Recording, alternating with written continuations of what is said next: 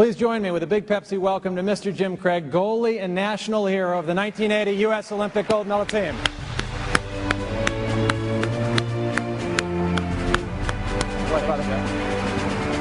Thank you. Thank you. Thank you. Thank you very much. Thank you. Thank you. Thank you. Thank you. Sit.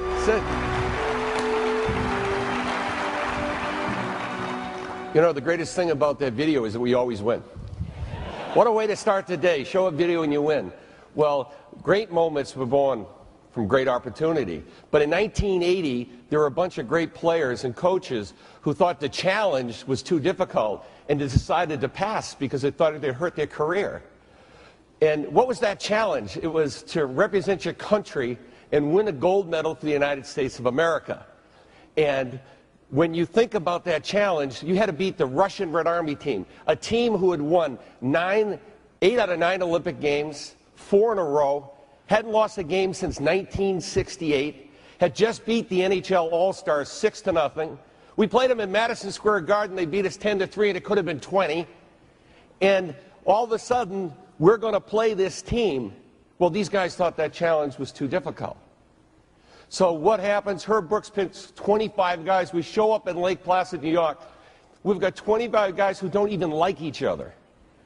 Instead of having a shared dream, we had our own dream. We all wanted to be NHL players.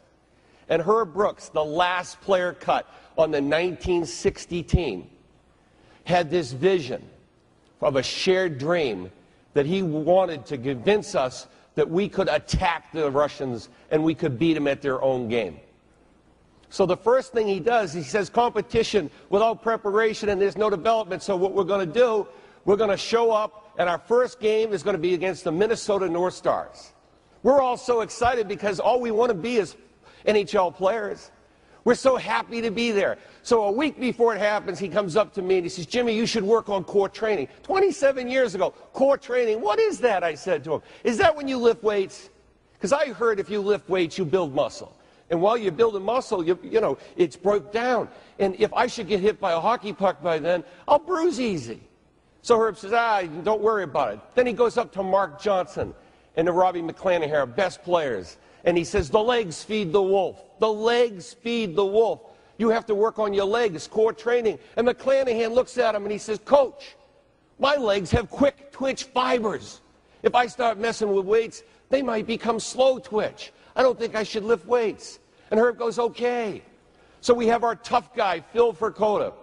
He's had a beard since he's in high school. So we're going to play the North Stars. He's a pick for the North Stars. He's one of their draft picks. So the game's about to start. He lines up on the face-off circle, and he's talking to the players on the team. He said, guys, I can't wait till this Olympics are over because then I'm going to join your team. It'll be really great.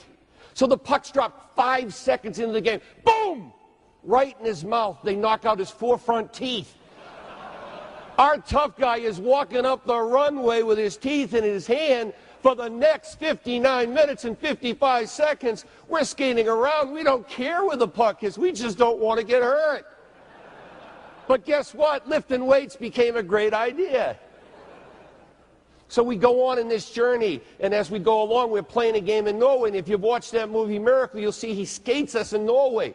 And he skates us and he skates us because he was trying to tell us that the name on the front of the jersey is much more important than the name on the back. He said, Craig, for the next Olympics and the next 100 Olympics, it's going to say USA in the front. The only name that's going to change is the name on the back. And we got it. What we understood was it was our challenge. So we go into Lake Placid. We're about to play the Russians. Herb Brooks walks in the locker room. He says, this moment is yours. You were meant to be here. Now go out and get it. That's the same challenge everyone here has. So we win the game against the Russians, but it's not over. We play the Finns. He walks in the next time. His message is a little different. He walks into us and he says, guys, if you lose this game, you'll take it to your blanking graves. And we understood what he meant. We accepted the challenge. The greatest single thrill for me was to go and represent my country and win a gold medal. When it was done, Arizione's up on the platform, and all of a sudden you see the United States of America flag higher than everybody else's, and you see the competition's flags a little lower, and all of a sudden you've got 19 guys getting up on the podium at Eruzione. When we started, we didn't even like each other. When we were there, we loved each other. And you hear your national anthem, and you realize that you've done this incredible feat. What we did in 1980 was not a miracle. It was hard work. We had a shared dream. We had a coach who had the right game plan. We accepted the challenge, we executed the game plan, and we won. What you will do with your challenge is totally up to you. I'm in Boston the other day, and I'm talking, and a little boy in the front room, Tommy's sitting there. I said, Tommy, have you ever seen the movie Miracle? He says, I have. I said, did you like it? He said, I love it. I watch it every night. He says, can you imagine if that really happened?